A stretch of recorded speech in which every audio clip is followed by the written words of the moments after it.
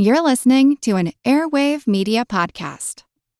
Esse podcast é um oferecimento de Samsung Galaxy AI. E sabe o que mais ele te oferece? Que tal um intérprete em tempo real na palma das suas mãos para você nunca mais ter problemas em viagens ou reuniões? E falando em viagens, não precisa mais ficar com aquela foto torta. Com a câmera aprimorada, você deixa sua foto genial sem ter que baixar outros apps. Tem tanta coisa que o Samsung Galaxy AI pode fazer por você. Clica aí no banner para descobrir o que. Galaxy AI, a inteligência artificial nas suas mãos. Welcome to Queen's Podcast, where Katie and Nathan are about to spill all the juicy details on yet another incredible queen, with a little bit of spicy language, or maybe even a lot of spicy language. Alicia? And Stacy, here from Trashy Royals, the podcast all about naughty nobles and our betters behaving badly. We wanted to let you know about the very real possibility of strong language in the following episode. Proceed as you wish. Hi, this is Katie. And this is Nathan. And you're listening to Queen's Podcast, the show about women in history.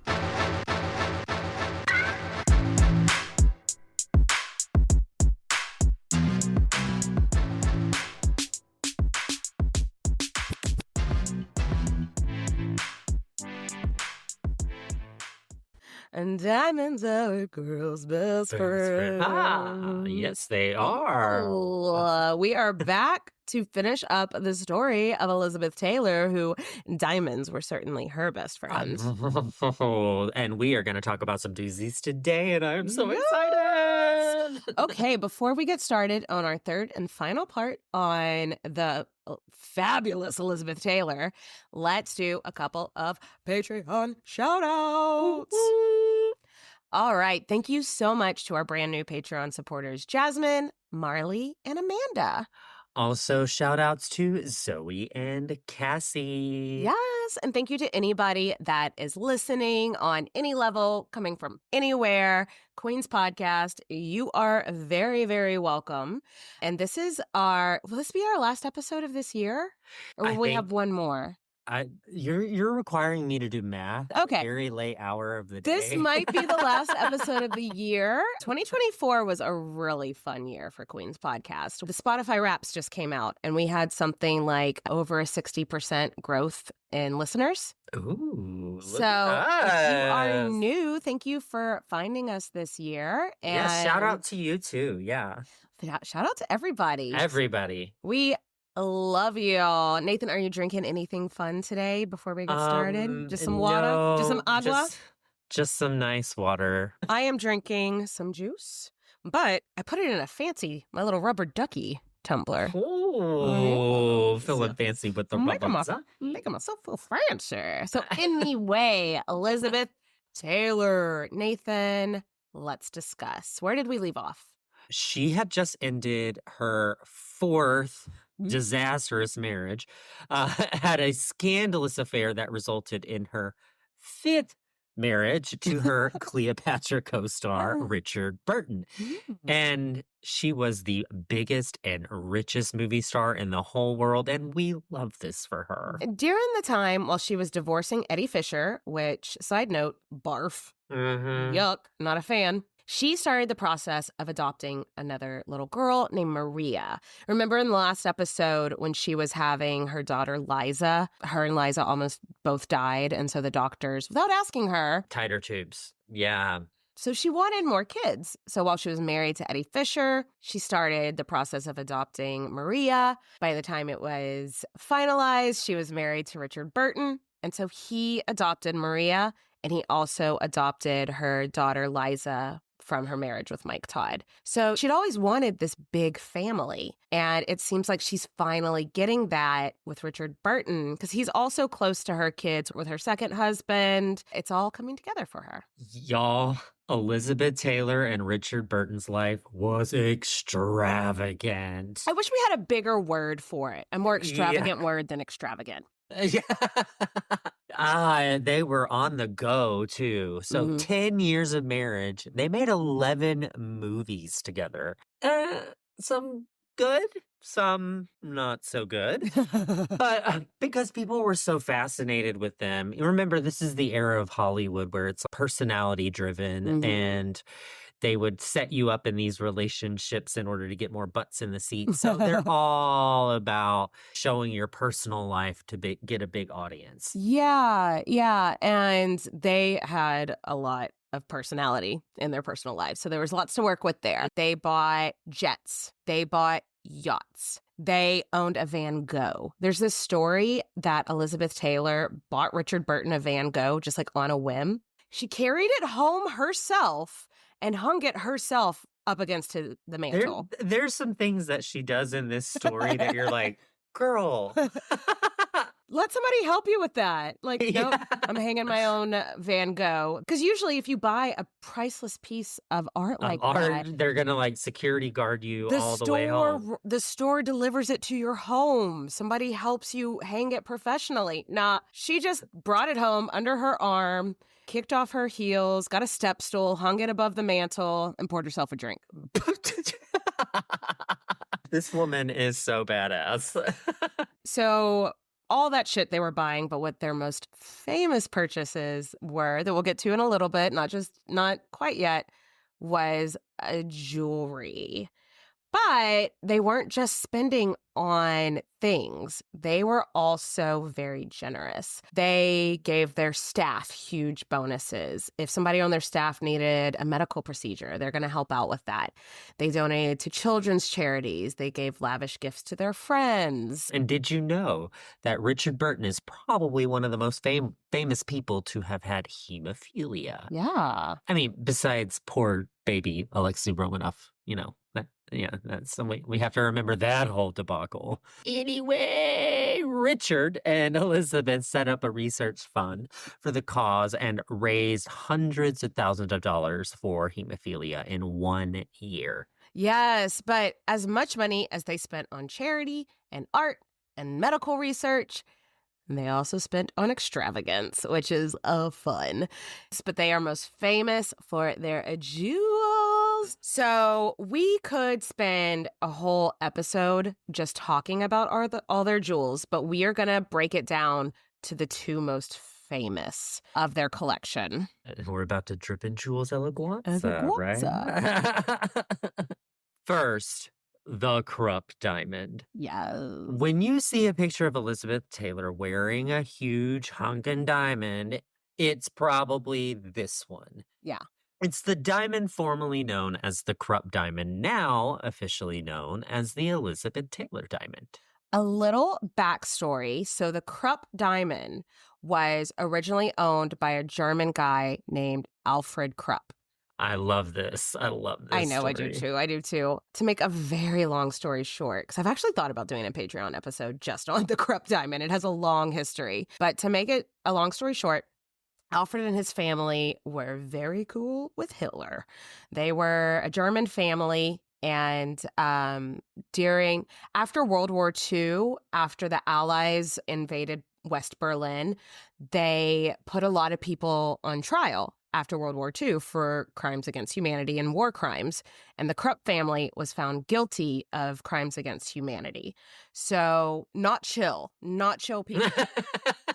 But remember, Elizabeth Taylor had converted to Judaism. She fell in love with their religion when she met Mike Todd, who was Jewish. She didn't just convert because her husband was Jewish. She was very passionate about this religion. So that being said, Nathan, I would love if you could read this quote from Elizabeth Taylor about the Krupp Diamond.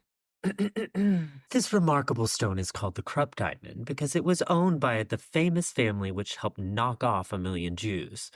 When it came up for auction in the late 1960s, I thought how perfect it would be if a nice Jewish girl like me were to own it. Spite. I love it. I love it. So let's have a look at this gem. And again, everything we talk about, we will show on our Instagram. So, like whenever you go into one of those halls of mirrors, where there's like mirrors and it's like reflecting itself. That is what this ring looks like. It looks like a hall of diamonds. Yeah. So the first picture we're looking at is of it in the box, and it's huge. Go to the second picture with it actually on her finger.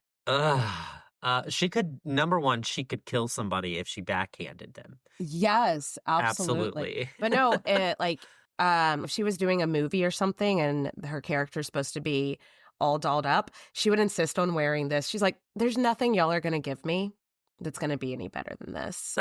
I'm just going to... this diamond comes up over and over in her life. So this rock is 33.19 carats. Whew. And in 2011, after her death, like everything was auctioned off. In 2024 dollars, this ring went for $12 million. Oh my gosh. If you look at this rock on her hand, the rock is so big that it goes up to like her first knuckle on her finger. The ring is all the way down on her finger and it goes almost up, like straight up to her first little knuckle. Yes. So that should give you an idea, a little visual of like how big this stone is. And if you're not following us on Instagram and you just want to Google it, the Krupp diamond is spelled Krupp. Yes. It is. You're welcome. It's a honker. Yeah. Elizabeth, up until she quit making public appearances around 2006, she wore this diamond everywhere. So I would love for us to do some Queen's podcast theater. First, a quote, now some theater. Queen's podcast theater. Yes. So what's going on, and I'm setting this scene, is that, so the Queen of England at the time, Elizabeth II, Elizabeth II's younger sister was Margaret, who was kind of a bit of like a rebel princess, a bit. Yeah, I think Margaret is still feisty. I think she's dead. Is she dead? I'm pretty sure. Whoops. R.I.P. R.I.P. But no, okay, so Elizabeth Taylor and Princess Margaret ran in the same circles. So this is them at a dinner where everyone's drinking, having cocktails, having dinner one night. Nathan, would you prefer to be Princess Margaret or would you prefer to be Elizabeth Taylor? Katie, you are a Pisces and you relate so much to Elizabeth Taylor in so many different ways that I would feel wrong if I was cast as Elizabeth Taylor. I wouldn't mind being a princess, but yeah, sure. There was no wrong answer Katie, there, but are a prince. You're always a princess, so that's fine. So Nathan will be playing the part of Princess Margaret, and I will be playing the part of Elizabeth Taylor. Is that the famous Krupp diamond? Yes. Isn't it great? Oh, but it's so large. It's vulgar. Would you mind if I tried it on? Sure. And in stage notes say Princess Margaret puts the ring on her own finger and looks stunned. Gasp. Not so vulgar now, is it? Once you got it on your own finger, let's talk about vulgar now. I love that. The next diamond that everyone talks about is known as the Taylor-Burton Diamond. A lot of people get these confused, but the Taylor-Burton Diamond, oh my goodness. It was the Krupp Diamond, 33.19 carats. The Taylor-Burton Diamond is 68 carats. Yes, correct response. Yep. I'm looking at a picture of it right now, and it surpasses her knuckle. It is teardrop shaped with the tip of the teardrop facing your fingertip. Yeah. And it's got a beautiful cut to it where I'm sure it just shines when you put light in it. Ugh. It was so big, though, that it hurt her hand. I bet so. So she primarily wore it as a necklace. Yeah. And also, God damn it, how beautiful does she look in that dress? We're looking at, I'm not sure what event this is, but she's in like a periwinkle blue dress. It's probably the Oscars or something. God damn it. And she's wearing that necklace. But to have it turned into the necklace, she then had to pay like another $80,000 because look at the strand it's on. It's all diamond. Oh my gosh. It looks beautiful as a necklace, in my opinion. It's better as a necklace because the diamond is so huge. Yes. And I love how in every picture of her, she literally has her hand up right on her shoulder. Yeah. I love how she casually, she knows in what a lot she's of her doing. photos, that she's like, oh, jewels. I love it. Yes. Again, we could do like a whole episode on this diamond, so we're going to keep it tight. I just think this is a really funny story. Richard Burton had an ego. Surprise, surprise. Actors? Egos? What? What? He found out this diamond was coming up for sale, so he's like bidding on it. And then what really put the fire under his ass to bid on it is that he found out Aristotle Onassis wanted to buy it for Jackie O, the former First Lady, Jacqueline Kennedy Onassis. And he was just like, no, Aristotle's not getting it. I'm fucking getting it. So what it came down to was a dick-waving competition between Richard Burton and Aristotle Onassis. And it's not called the Onassis Diamond. Oh, burns. All right, enough about Elizabeth's baubles, as she might call them. Let's talk about her career. Yes. I think one thing that Elizabeth and Richard really loved about each other is that they pushed each other professionally, and they worked really well together. Yeah. She made him a household name. I read this one story, you know, the great actor from like a generation before, Laurence Olivier? Mm-hmm. He had asked Richard Burton, do you want to be a household name or do you want to be a great artist? And Richard Burton said, both. I'll do both, please. She made him a household name, but he challenged her because he was a stage actor. He was a trained Shakespearean actor. So during their time together, she did a lot more actors stuff. And so they just really pushed each other and helped each other. And they were wonderful collaborators. And then famously, they starred in Who's Afraid of Virginia Woolf together, which had been a play made movie. Yeah, the play was a huge deal when it came out, but the made it a bigger deal, especially for their careers. Yes. The plot is that there's a middle-aged couple who drinks too much, they have a bad relationship, and they have a lot of fights. Does this sound... I wonder why they got casted this. I don't know. I mean, it's more than that, but that's the gist of it. And they campaigned for this role, and they probably didn't have to campaign too hard. Yes. I mean, something we haven't talked about, but if you've been listening this whole series, you probably already know Elizabeth liked men that challenged her. If they didn't challenge her, she got bored. Her and Richard fought like crazy. And so but these two fought a lot. They were just like, I would love, this might be a fun Patreon episode to pull up both of their full charts. See if we can find it. Because he's a Scorpio, she's a Pisces. I know that much. Okay, there's some things that should work there. But Pisces and Scorpio can both cut deep. And so yeah, they can. Oh, so they cut deep and they fight, but they kind of like it though. Yes, they fought hard and then they made up hard. And then the substance abuse in this relationship is next level. They drink a lot. They got really drunk and then they would verbally and physically abuse each other quite a lot. So yeah, so when it was like, hey, we're looking to cast this movie about this really toxic couple, they were like, hey. And Richard probably already had a drinking problem before they got together. And Elizabeth was already had a small dependency on pills. Well, remember in the last episode, she took 2 sleeping pills every night just so she could go to bed and not have to deal with her husband anymore. Yeah, and I think that was something that was very common in Hollywood back then. Is like sleeping pills, amphetamines as well, to like get you pumped up. Yeah. And during the course of their marriage, both of them were drinking and taking pills and just not taking care of themselves. Richard said that he probably smoked around 100 cigarettes a day. 100 cigarettes a day. That is just sitting there smoking nonstop. Nonstop. Yeah. So when this movie, Who's Afraid of Virginia Woolf, came out, a lot of people, and I think that the production or the marketing for this movie also fed into the like, you're getting a real life glimpse into the life of this toxic couple that everyone's so fascinated about. And I think Elizabeth and Burton probably also played into it a little bit to strum up interest, you know? But this movie was huge. And still to this day, it has a 96% rating on Rotten Tomatoes.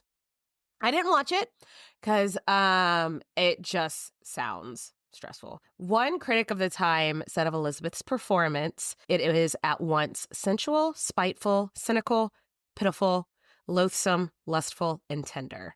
So to do all of that in one performance, I think this did so much for both of their careers. Yeah, it shows range. Obviously, Yeah. as an actress, she's showing a lot of range. And Yeah. critically, box office, everything, this movie was a fucking hit. And it was nominated for everything, including Best Actress, which went to, drumroll please, Elizabeth Taylor. Elizabeth Taylor wins her second Academy Award in 1966 at age 34. Fun fact, there's only 4 people in this movie, 2 men and 2 women. It's the first movie where all of the primary cast was nominated for an Oscar. Oh, that's cool. Yeah. The 2 women were for Best Actress, Best Supporting Actress. The 2 men for Best Actor, Supporting Actor. Okay, so it wasn't like a cast of 10. Yeah, it was just 4 people. But only the ladies won of the acting. They won a bunch of other awards as well. Get it, girls? But only the ladies won. Elizabeth for leading actress and Sandy Dennis for supporting actress. However, Richard didn't win, and they didn't attend the ceremony. And many assumed because they knew that Richard wasn't going to win. Yeah. And, his pride would take a hit because he's got this big ego. It's a whole thing. He had been nominated. I think he was nominated in his lifetime for 5 Oscars and won none of them. I could see how he might just kind of be like, I'm kind of sick of going to the Academy Awards and not winning it. Yeah. I could see that as well. Yeah. So we're going to have to fast forward a little bit, but basically over the next few years, it's a lot of the same. The couple, celebrity friends, extravagant, jet setting. They do a movie together. They drink. They fight. They take pills. They do another movie together. They buy a boat. Repeat over and over and over. But after a while, this takes a toll on you. Maybe you sometimes just need to stay home. Yeah, I'm exhausted with you just saying that Yes. line. I'm Yes. like, oh my God, I couldn't imagine. After a while, all of that, like mentally, physically, emotionally, it just got too much. And after 10 years of marriage, above and beyond Elizabeth's longest one, the 2 divorced. Right. And we're skimming over a lot about their relationship, but guess what? They weren't done with each other yet because a year later they got married again. So let's have a look at their look for their second wedding. Nathan, let's start with describing what Richard Burton is wearing. He looks like he just got cast in Scarface. With the red shirt, Turtleneck? long sleeve turtlenecks with long cream colored pants with the aviator sunglasses. Like he looks like he came out of Scarface.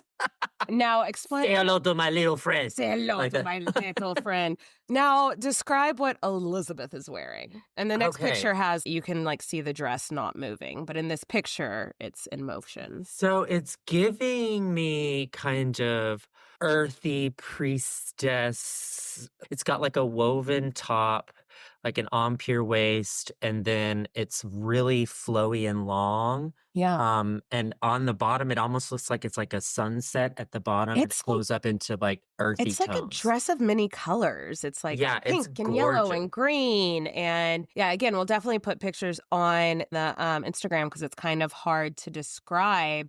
It looks like the goddess of It's nature. so 70s. And Yeah. honestly, 1970s Elizabeth Taylor, as far as fashion goes, is my favorite of her Yeah, era. me too. Peak. And It's like, for me the peak. yeah. But also, I just want to say, looking at this picture, she has her like sleeves flowing around him and he just looks annoyed as fuck. Have you ever seen a picture that more describes a Scorpio-Pisces relationship? That does. Because she's like, look how flowy. And he's like, oh. That is so great. That is so great. But anyway. Sadly, this second go around only lasted 1 year. Right. They hadn't done the work on themselves. They're still getting blackout drunk. She's medicating herself. And so nothing had changed. Yeah. They were both at the same spot that they ended on the last time. So that's the reason they broke up again. They divorced again. Richard Burton would say for the rest of his life that it was his alcoholism that caused both divorces. He completely 100% took the blame for the divorces, and they co-parented Maria together, and they were very much still in each other's lives, but they just could not be romantically together. They were just too explosive. After Richard's death, Elizabeth released all these letters that he wrote her. They are some of the most poetic shit in the world. So I'm going to read this one. You need to know a little bit of mythology to best understand this, but I kind of like, it's just so Richard Burton because he was so pretentious. He said, Prometheus was punished by the gods forever for inventing fire and stealing it from the gods. I am forever punished by the gods for being given the fire and trying to put it out. The fire, of course, is you. Oh. It kind of made me want to cry, just being like, I regret so much. That is so, I don't want to say sweet because it's not sweet. It's so tragic. It's so tragic in the way that he's realizing what he lost. Yeah. But it is a very poetic way of putting it that makes it sweet in that way. Like, you know what I mean? It's sweet in a very specific Elizabeth Taylor, Richard Burton way. Yeah. And later Elizabeth would say that after Richard, she never wanted to be in love like that again. And a quote, after Richard, men were just company. She also said something like, after Richard, men were just there to hold my coat. Oh. I know. Okay. So we could do a whole episode on just their relationship. We could do a whole series on just their relationship. There actually is a book. I think it's called Furious Love. I will link to a bunch of that in the show notes if you're interested in learning more about that. But Elizabeth is only 44, so we've got a lot more life to cover. Catch you on the flip side. We'll be right back after this break. Are you a Swiftie? Are you a literature lover? Are you a history buff? If you answered yes to one or more of these questions, we invite you to join us, Alicia, and Melissa, two Gen X besties who sit right in the center of that particular Venn diagram for Swiftery, the podcast with a wholly original take on Taylor's songs as we see them through the lens of great literature and world history. Taylor's magical gift, as we know, is documenting the universality of her experiences, and we will follow her stories to all the places, personalities, and eras in the journey ahead. It's the songs of Taylor Swift and the stories of us all. Join us for Swiftery, beginning Tuesday, December 31st, 2024, available wherever you listen to podcasts. Have you ever wished that you had a direct line to your pediatrician to ask them all the questions that constantly crop up while parenting? Well, we hear you, and we have been there too. That's why we launched the Bites of Health podcast.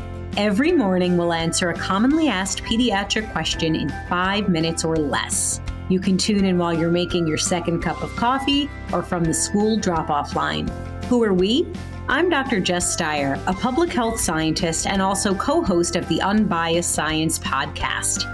Every day, I'll chat with one or both of your new pediatrician besties, Dr. Dina DiMaggio, a general pediatrician, and Dr. Anthony Porto, a pediatric gastroenterologist. We'll talk about all the things related to our kids' health, from dealing with a colicky infant to navigating puberty in the teenage years. So be sure to tune in to Bites of Health, now live on all podcast platforms. Everybody shush! William Shatner has something to say. Cat and Jethro, box of oddities. What do you do when the woman you love dies? Well, of course, you dig her up and you live with her. Aww. The show examines weird things. There are plenty of old photographs from this time period of children out in the streets playing in and among the dead horse carcasses. Oh, I miss those days. Things used to be so much simpler. Cat and Jethro. Then there's the urine wheel, which sounds like a really bad game show. They've done weird things. Cat and Jethro, box of oddities. That is really mysterious. Join Cat and Jethro Gilligan Toth for the strange, the bizarre, the unexpected, as they lift the lid and cautiously peer inside the Box of Oddities. The Webby Award-winning Box of Oddities podcast from Airwave Media. All right, and we're back. Yes. So life without Richard, it's an adjustment for her. She hadn't just lost a husband. She lost her collaborator, somebody that she worked with for 10 years. Someone that she felt like they challenged her, you know, and like now it's gone. It's over. But you know what? She's been making movies since she was 9 fucking years old. Mm-hmm. She's now in her mid-40s. she's been talking about, remember when she was married to Mike Todd and how they were trying to negotiate her getting out of acting even back when, 20 years ago? She is now just like, I don't need the money. I don't need the long hours on set. I don't need the public scrutiny. And she starts looking around for something else to do. We do not want to talk about it a lot on this episode, but the press was being awful about her because they were saying that she was starting to lose her looks. Yeah, so we the press can honestly suck these nuts, fuck that was the you. best gag sound I have heard in a long time. Thank you. I'm gonna take that clip out. I'm gonna send it to you, and you can make it the noise that your phone makes when I text you. Anyway, they are like comparing her to the newest up and coming actresses. It's like comparing Jennifer Aniston to like fucking Sabrina Carpenter or something. Sabrina Carpenter, yeah, there you go. They're both beautiful. Just let them both be beautiful. Yeah. Because they're not doing that to men in the press. Yeah, why are they pitting women against each other? Because patriarchy. Oh, because they always have. Yeah. Yeah. But she is like, okay. No, so from that, you can see why she might be considering getting out of acting. Yeah. Right. I mean, if nothing else, she can always sell her diamonds. Seriously, she's fine. But we can see why she wanted to consider leaving acting, and that's when she is set up on a blind date with a guy named John Warner. He was a lawyer from Virginia with political aspirations. They were very different. He was a Republican. She was a lifelong Democrat. But I think she's looking for something different. She's looking for somebody that's she's thinking, this guy isn't going to stress me out, And yeah. So she is like, hey, opposites attract. Let's go for it. Let's give it a try. And ooh, a politician's wife? She's thinking Jackie O. She's thinking yeah, Earls. This is fun. I could do this. So the two married December 4th, 1976, the same year she divorced Richard. Because it's like Elizabeth sleeps with somebody, then she marries them. That's just how it is. It's like, I hate to say it, it's just like she's a lesbian. Like, I'm moving in. I'm moving in after one romp under the sheets, and we're married. A U-Haul lesbian, that is. Hey, seventh wedding's a charm? Maybe. Let's look at this eighth wedding dress. Yeah, that's right. Seventh wedding dress, sixth husband. No. Yes. Anyway. Katie's confusing herself, too. It is confusing, guys. It is my least favorite of her wedding looks. I didn't know it was even a wedding look. Yeah. That's okay. I was on the right picture. I was like, is it the right one? Because this doesn't look like a wedding photo. Well, I mean, you know what? Since the only traditional wedding dress she had of all her weddings was her first one, where MGM bought her a dress and made her wear it, But at least like in the last one, there's like a photo of her and it's clearly staged to be this grand thing. This photo looks like they just went out for coffee and somebody caught them. Do you go out to coffee in a fur coat and a turban? No, but like a fur coat, I could see the fur coat. The staging and everything doesn't. Yeah, it doesn't look like a wedding photo. But that being said, it is beautiful. Like the fur coat is gorgeous. It's like a grayish, like that marbly effect. In my brain, I'm going to pretend it's faux fur. Yeah, you're going to pretend that. The turban, choices were made. Yeah, the turban I'm not a fan of. And it almost looks like it's tweedy. Like, I don't know, woven fabric. I don't know. It's definitely fur, and I'm not a fan of real fur. And then he's smoking a pipe? Yeah, that's why I'm like, this doesn't look like a wedding photo. Whatever. So when they first married, and I think what drew her to him is that he was like an outdoorsy type. And he had a farm where he had horses and dogs and chickens and goats. And do you remember back in the first episode when she loves horses, she loves dogs? I'm sure she loves chickens and goats too, So she knew he had political aspirations, but she's thinking, Oh, but also a lot of our life is going to be agriculture. And I think that's the different thing she was looking for, was an outdoor. She wants to be a simple cat. life. A more simple life. Yeah. Like get your hands dirty, do things around the farm. Like she wanted to do that. She wants to tend to horses and cows and shit. And like literally and shit. And shit, yes. So she's got this idyllic like picture in her mind, but sadly that just wasn't the reality. No. She hit the campaign trail with John, who was running for Senate. But if she was hoping for more freedom, this was not that gig. Campaign managers are telling you what to wear, what to say, how to sit. They wouldn't let her wear the color purple. Elizabeth Taylor, who's always worn like shades of purple because of her violet eyes. Yeah. They said, oh no, the American people, when they think purple, they think royalty. That goes against democracy. And it's like, I don't think anybody thinks that. But she wasn't allowed to wear the color purple. That's so insane. I know. Too scripted. I know. And the press is still there, if not even worse, because it's somebody running for politics. And so they're scrutinizing every little thing that she's doing. And it's like, oh gosh. Annoyingly, for every half a pound she gained, they are all over her for that.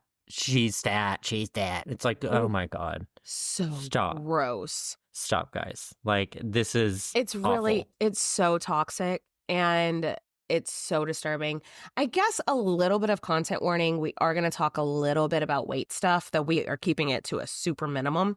An issue it was with her confidence, which we will get to why that's even important. So we're going to talk about weight shit for just a second, but not a lot. But, so John wins his election. Okay, that's Yay. good. That's what she wanted. That's why she was out on the campaign trail. I mean, I happen to think that the only reason anybody gave two shits about his Senate run is because he had Elizabeth Taylor on the campaign trail with him. Yeah, exactly. So, but everything after the campaign trail, this relationship is a dumpster fucking fire. Yeah, after John won his campaign, she didn't have anything to do anymore. Yeah. Washington, D.C., she found it super boring. And she ended up spending more and more time alone, which probably isn't great and she wasn't a fan of. And as a result, she turned to more alcohol, binge eating, or, fuck it. I'm going to fly out to New York to go party at Studio 54 and get wasted, which I would have loved. That is one thing that if someone's like, time machine, what would you do? I'd be like, Studio 54. Studio 54. 1000%. Look at this picture of her at Studio 54. She is with Liza Minnelli and Betty Ford. This is why I want to go to Studio 54 back in the day. You don't see celebrities out like that. But if you had a drug problem, maybe not a great place to be. No, that's probably the worst place. Yeah. So Elizabeth was depressed and she put on a lot of weight. The only reason we're talking about it is because it was such a huge part of her life at the time. In the late 70s, you couldn't open a magazine without hearing about how fat Elizabeth Taylor had gotten, how the most beautiful woman in the world had let herself go. Sadly, her husband was not supporting her. His nickname for her was My Little Heifer. What the... Oh my gosh. Which maybe since he had a farm with cows and shit, maybe you can make some excuse for him, but I think he meant it exactly how we hear it. Yeah, no, he meant to call her a cow even. Yeah. Like that's still not a nice thing to do. There's a clip too in the show notes where they're doing an interview with Barbara Walters and he's kind of fat shaming her. I mean, Barbara's pushing. Barbara's not great in it either, but... Yeah, Barbara's kind of pushing for him to say something like that, but he doesn't stand up to defend her, right? Like, he doesn't say, hey, this is just how she looks right now, and I love her. He's like, yeah, she's fat. And he basically calls her fat on TV in front of everybody, and I'm like, oh, my God. Your wife is depressed, man. Like, she would later say that living in D.C. made her a quote-unquote drunk junkie. Ooh. That's sad. That is so sad. And he just wasn't supporting her. And I mean, I think she looked around and she's like, yeah, me and Richard fought, but at least he wasn't seeing that I was depressed and just like not spending time with me, leaving me alone, So, hey, let's not spend any more time on John Warner than we fucking have to. How about that? TLDR, it wasn't a good match. They get separated, and one day he calls her up and he's like, hey, I think you need to move back into my place. Let's get together. Oh, by the way, I sold the farm along with all of your animals. What? And that's what the day that she filed for a divorce. She's like, the farm is why I married you, my That baby. is why Like, I'm here. That's why I married you. Oh, bye. Right? Okay, our girl needs something to pep her up. She needs something new. She's done movies, she's won Oscars, she's done politics. I mean, what's left? The stage. Ooh. And so Elizabeth Taylor takes Broadway by storm. Yes, she starred in a play called The Little Foxes, and it sold out for 6 months straight. I think this was a revival, so this was like the second time this show had been on Broadway. But she wins a Tony for it. Nice. So we got Elizabeth Taylor, 2-time Oscar winner, and now a Tony winner. Yes, ma'am, yes, ma'am, yes, ma'am. Right in that wave of success, she's like, you know what will really get asses in seats? She calls up her toxic partner, Richard Burton, and is like, what if we do a play together? He was a stage actor originally. They always had really good chemistry. They still have a pretty good relationship. And people turn up for these productions. They have in the past. Yeah. This play definitely got attention, the one that she did with Richard Burton, but it wasn't good attention. Ooh. Like, commercially, asses were in seats. Okay. But critically, it was a hard flop. And I think that really took Elizabeth by surprise. The big criticism was both Burton and Taylor both seemed to be in really bad health, which again, Richard Burton actually dies about a year after this. Ooh. And so he wasn't in good health. From complications of like alcoholism and smoking 100 cigarettes a day. Yeah, that'll and do she's it. also not in good health. And so everybody was just sort of like, okay, well, this was bad and y'all were bad at acting and y'all look tired. So that had to really hurt reading those reviews. But I mean, light bulb moment, shit, like let's take care of ourselves. And not long after the closing of that play, Elizabeth Kids and Friends staged an intervention. I'm sure they saw all of the reviews and they saw all of that. And they saw her face and how much she was drinking. Like they saw her. Yeah. Yeah, they're like, Mom, you got to get help. You know, you have a friend. Her name might be Betty Ford. She has this rehab facility. You should probably go. Her eldest son, I read in an interview with her son, Michael, he was saying when they staged this intervention, Elizabeth was not chill if she didn't feel like being chill. So he was expecting her to put up a fight. He was like, we were all horrified. We were expecting her to be like, what the fuck? You want me to do what? And he said, we were all petrified. She was a really formidable woman. But with Elizabeth Taylor's kids all there and them saying like, your drug abuse is hurting me this way, she went, oh, fuck, my kids. Okay, let's do this. Let's do rehab. Let's do it. Yeah, and look, celebrities going to rehab for us now, we think that's just commonplace. It really is. But back in the day, it had always been covered up from the press. You'd hear about celebrities maybe like taking a break from exhaustion. We still hear that today, too. It means rehab. It means rehab. But Elizabeth was like, you know what? This stigma is just bullshit. If everyday people can see that I have an addiction and I need to get help and I have all this money and I'm so successful, maybe that would make the everyday person want to go get more help. So she's the first major celebrity to openly go to rehab for drug and alcohol abuse, which is awesome. Because like you said, celebrities have been going to rehab since there's been celebrities. Mm-hmm. Surprise, surprise, fame and money often leads to vices. Yep. But she talked to the press about her rehab, and this was brand new. This was a wild change for Elizabeth, not only because she had been drinking every day, for years and years and years, and now she wasn't, but also because she wasn't given special treatment in rehab. She had a roommate, and they both had just like twin beds. Mm-hmm. When was the last time Elizabeth Taylor hasn't been sleeping in a California king? You know what I mean? Right. She had to do chores like clean the bathroom and mop the floors. I would put money on that this is the first time Elizabeth Taylor in her 50-something years has ever scrubbed a toilet. Yeah. I bet so. She found this such an enriching experience. It was so good for her. She wrote in her journal, "It's the first time since I was 9 years old that no one has tried to exploit me." That makes so much sense, though. I don't know. It humbles her a little bit. Yeah. But at the same point, you're being treated like everybody else. We're not treating you differently. We're not giving you special treatment or treating you worse because you're a celebrity. So. And I think that's exactly it. It wasn't like, oh, because you're a celebrity, you are going to get the spotlight for any longer than anybody else when they're talking about their recovery. Like, everybody was treated exactly the same.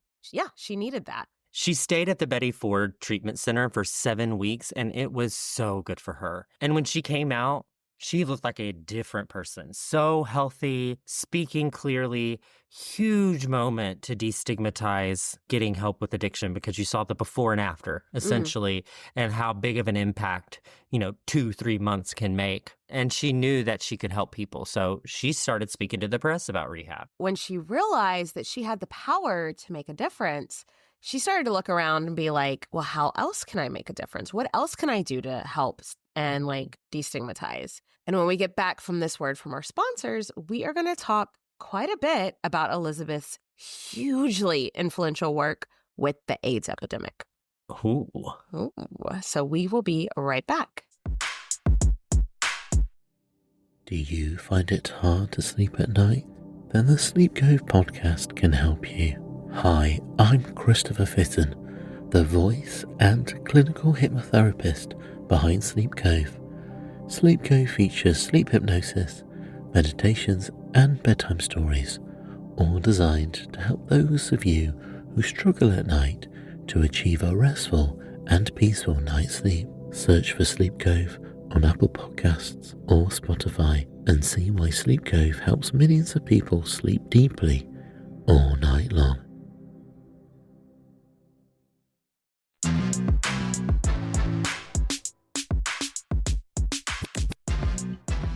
We are back, and we're going to wrap up the life of Elizabeth Taylor. Yeah, this is where she leans into her philanthropy era. Oh my God. I started to say this is my favorite Elizabeth Taylor era, but I feel like I've said that about every Elizabeth Taylor era. This is your spirit animal. I love her. You and her have some sort of universal And I think her and Anne Boleyn have some kind of universal, but I won't go into that again. A brunette with a big sexy mouth, say more. Before we know it, Katie's going to dye her hair brunette just so she can be part of the club. No, I don't like her that much. Oh. Anyway, when Elizabeth Taylor got out of rehab in 1983, she was 51 years old. Her entire life, she had always had so many friends in the queer community, which may have stemmed from her dad possibly being gay or bi. Well, in 1983, what was every gay man in the world worried about? That is contracting AIDS. Yeah, we don't have time to go into the history of the AIDS epidemic in America. In 2018, Nathan and I recorded an episode about that over the summer during Pride Month. I actually put that up to the public tier. So I'll link to that if anybody does want to go listen to the history of the AIDS epidemic in America. But TLDR is that she felt like the U.S. government was doing nothing about it. Because, Nathan, what was the U.S. government doing about it? Nothing. About it. And Elizabeth Taylor took that personally. Well, literally, there's clips them saying, hey, there's this disease that's killing all these gay men. And the government's like, it's a gay disease. Let it kill them. It's fine. We're better off without them. I also do wonder because, yes, she is always if y'all want to act like having gay people is new, I'm sorry, you're so ignorant. And she would also be like, if you're in the arts, you can't say that you appreciate gay people. What universe are you living in? Mm-hmm. But also I wonder, I recently watched this TV show that talked about the origin of AIDS and how at the beginning, people said that it was affecting homosexuals, Haitians, and hemophiliacs. I'm not sure why Haitians. I don't understand that part, but it was the HHH is what some people called it. So I also wonder if there was like a little bit of, remember Richard Burton, who's now since passed, he was a hemophiliac. So I wonder if that also like played into it a little bit. Yeah. It doesn't really matter why, but for everybody's betterment, she decided that she was, for the rest of her life, a cure for AIDS is the reason she was on the planet. I love this. Nathan, would you read this quote from Elizabeth Taylor on why she decided to take on activism in her 50s? I don't mind if I do. I have gotten graced with 2 quotes and a Queen's Podcast Theater in 1 episode. You guys are spoiled, and I'm spoiled. With my name, I can open certain doors. I could take the fame I'd resented for so many years and use it to do some good. I wanted to retire, but the tabloids wouldn't let me, so I thought, if you're going to screw me over, I'm going to use you. I love that. I love that frame of mind. If you're going to continue to write this crap about me, I'm going to give you something to write about that's actually going to make a difference. Yeah, absolutely.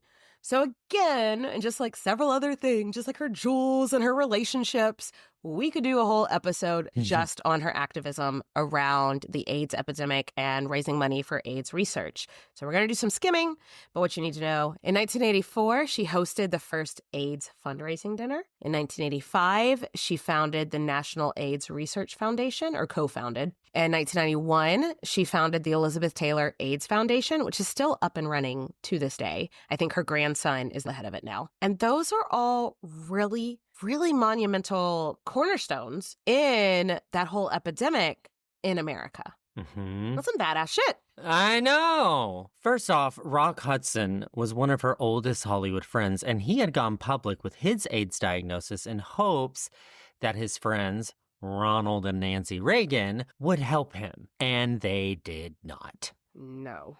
So Elizabeth went and visited Rock and sat on his bedside, hugged him. And in a time, you have to remember, people thought that if you touched someone with AIDS that you would get it. They didn't know how it was transmitted necessarily, or they didn't believe that they were being told about how it was transmitted. Exactly. And she's like, no, this isn't how it's spread. These people with AIDS are still people. You can touch and hug them. That's what Princess Diana was doing, just on a different continent. I wonder if Elizabeth Taylor and Princess Diana ever sent each other letters about what they were doing. I don't know. She wrote an open letter to Ronald and Nancy Reagan and published it in, I believe, the LA Times. I'd have to double check that. But basically just daring them. Like, I have a fundraiser coming up, and if the president and the First Lady would speak at this fundraiser, that would help us raise a lot of money. And it basically guilted them into doing it. I do wonder, because I feel like, I don't know if all our listeners to our podcast know, Nancy and Ronald Reagan were actors before they were politicians. I wonder if Elizabeth had some secrets on them. I bet she probably did. There's lots of rumors about both of their sexual histories. So I wonder if like there were clues in her open letter to Nancy and Ronald Reagan that only the Reagans would decipher to mean like, do this or I'll tell everybody about ... The butt stuff. The butt stuff. But they did it. They went and spoke at her dinner, and it raised so much money for AIDS awareness. She testified in front of Congress several times about getting more funding for research for a cure, while casually looking fabulous with her nub diamond, of course. Yes, look at this. Look at this picture. Look at her being fierce as fuck in her little tweed suit, talking to Congress with her big old fucking diamond on. And I need to speak to your manager here. You know what? If you're going to be a Karen, let it be for AIDS research. Lean in, and I love it. Okay, so this next one is illegal. But I don't care. I've never seen the movie The Dallas Buyers Club. I had no idea what it was about until I started to research Elizabeth Taylor, but I kept reading about this, comparing it to the movie Dallas Buyers Club. So AIDS and HIV treatment, especially in the late 80s, early 90s, was so experimental, but also it was so expensive. And just the common person, if you even got approved to get on the experimental drug, could you afford it? Elizabeth bought out a bunch of the experimental medication and just basically stored it in her basement and people would come over through the back door and she would just give it to them. Oh my God. She could have gone to jail for that. Yeah, but she's making drug deals, literally making well, she's drug not making deals. money off the drug deals. She's losing money off the drug deals. Yeah, she's losing money, but at the same point, it's like she's making drug deals. Like she's doing something illegal that would wind her up in jail. Sure. But could you imagine if Elizabeth Taylor actually got in trouble for this? It'd be like, what's she in jail for? And they'd be like, helping people with AIDS? Like, Yeah. Yeah. I love that just like pocket full of fucks and I still don't give a fuck attitude. Like, yeah. Even now, after her death, 25% of the royalties from her long career still goes to AIDS funding, research funding. So we're skimming over a lot. But you get the picture. You're getting that she is an ally for the HIV/AIDS, like the OG ally for it. Back to her career. Though, really, from this point on in her life, it is impossible to separate her AIDS activism from anything else in her life because it became like one-track mind. So she donated a lot of money from future projects to research for the rest of her life, like her fragrance line. Oh. Nathan, I vaguely remember the fragrance line, but do you remember like the commercials and the 90s? I do. I have such a weird memory. Like, it's also because my mom. Oh, it was your mom's scent, so of course then. Yeah, and then I obviously snuck a little bit as a little gay boy. I was like, these diamonds always bring me luck. So she earned more money off her various fragrance lines than she did from any of her movies combined. That's common, though. I've seen that before where sometimes celebrities, when they go into the commercial world. I mean, it's like Rihanna and Fenty. Yeah, Martha Stewart. Yeah, fun fact. She did a tour of department stores when she released a new fragrance, she'd go to the Dillards in Dallas or whatever, the Pennies in Scranton or whatever.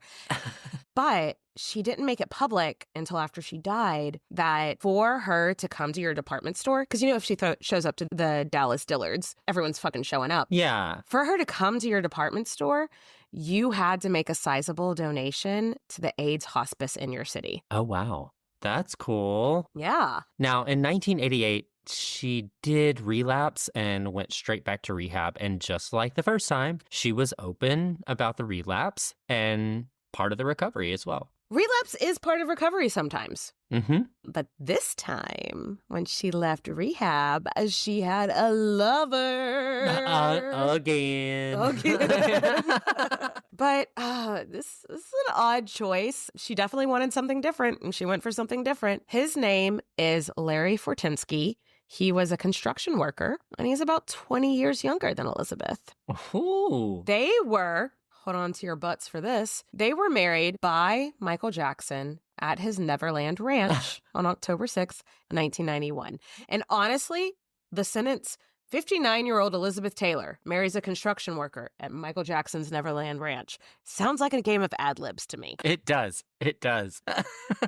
Let's look at this wedding dress. I don't hate it. I don't hate it either. It is more traditional, right? I feel like she kind of went back to the more traditional bridal. I also love how much this woman loves the color yellow because it's my favorite color, and this is her second wedding dress in yellow. It is traditional. It's very 80s. No, this is 96. Yeah, there was still a lot of lace and this kind of thing in the 90s too. Yeah, and there's Michael Jackson creeping in the background.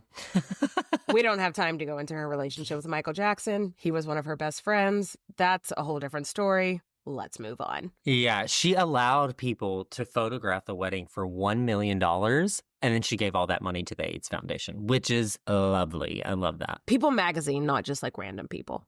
Yeah. It was on the cover of People magazine. Surprise, surprise. This marriage didn't last, but their friendship did. They divorced after 5 years of marriage, but they were friends for the rest of their life. And I think she even talked to him on the phone the day before she died. Aw. Hey, like she said, after Richard, they were all just company. At least she liked this company for the long run. Yeah. If she got divorced again. If you thought you were going to escape an Elizabeth Taylor episode without me and Katie going again. Divorced again. Married again. After this divorce, though, the public appearances became less and less for Elizabeth Taylor. Yeah. I don't think it's because of the divorce. It's just her health is declining. Mm-hmm. She'd been a heavy smoker her whole life, decades of pills and alcohol. That's all taking its toll. She has a brain tumor, probably caused by all these things. She had to have surgeries on her back due to an injury. This is just, the later part of her years are health condition after health condition after health condition. Well, dear National Velvet, she fell off the horse. Ugh. And she had to have surgery after that, and that bothered her for the rest of her life. And Oh, God. that was like her back. Like, I think she broke her back. Like, yeah. Ugh. And instead of just ending on poor health, I just made a list of some Elizabeth Taylor stories that I like that we had nowhere else to put. Nathan, you want to just go over some fun stories that we had nowhere else to put? Let's do it. Okay.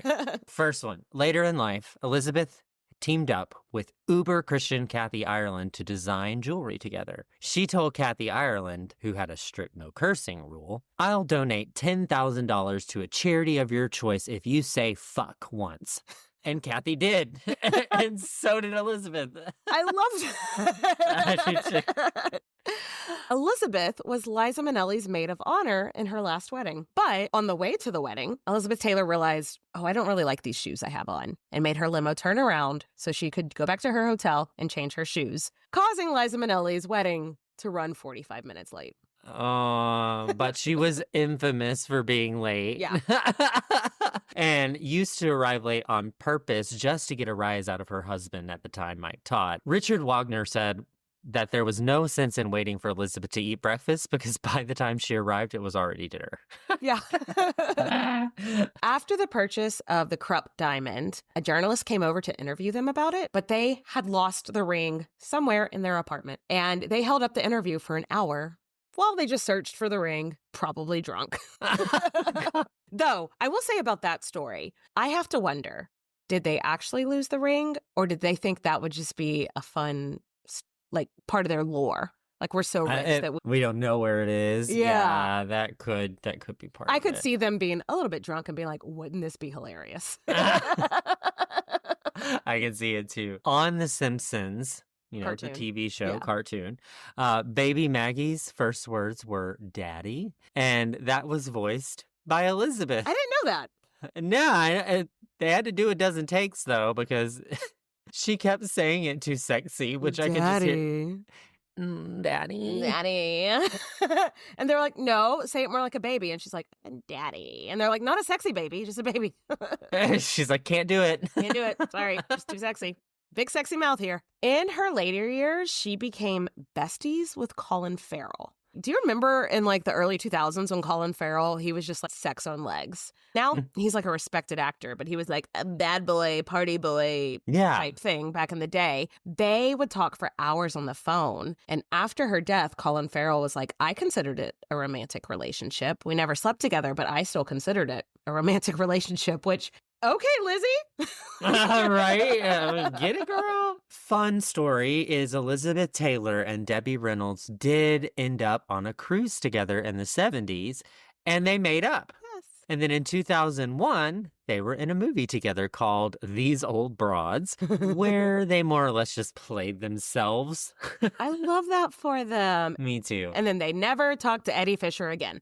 Anyway, that was fun. So let's get back and kind of wrap up the life of Elizabeth Taylor. In January 2011, her family realized that her 79th birthday that was coming up in the following month would likely be her last. So they decided to celebrate a month early and threw a huge party in her home. Her extended family attended, including her 4 kids, spouses, her 10 grandkids, and 4 great-grandkids, along with all of her closest friends. And her adorable dog, a Maltese named Daisy, who slept on a silk pillow that she had carried around the house. I love it. She just had the staff carry her dog around the house on a silk pillow. I love it. Elizabeth Taylor died 2 months later in March 2011 at age 79, surrounded by her family. And because I am who I am, I was like, what happened to Daisy the dog? There was actually a custody battle over who got Daisy the dog, but it ended up with her son, Michael Wilding. She was laid to rest the following week in Hollywood Cemetery. In her will, she wrote that she wanted her body to arrive 15 minutes late. Because somebody had once made the joke, you're going to turn up late to your own funeral. And she said, yeah, I like that. I love this. As the most on-time person in the world, that stresses me out. But just for the plot, I fucking love that. Yeah, it's continuity. Continuity, 100%. Yeah.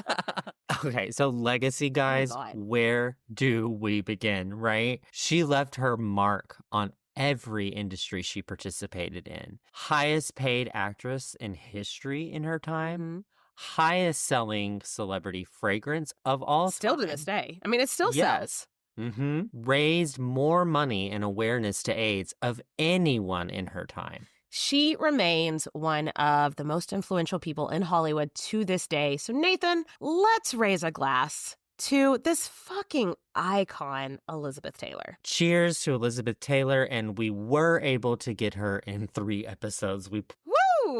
We could have easily done 5, but we did 3. We hope y'all enjoyed this story. Cheers, bitches.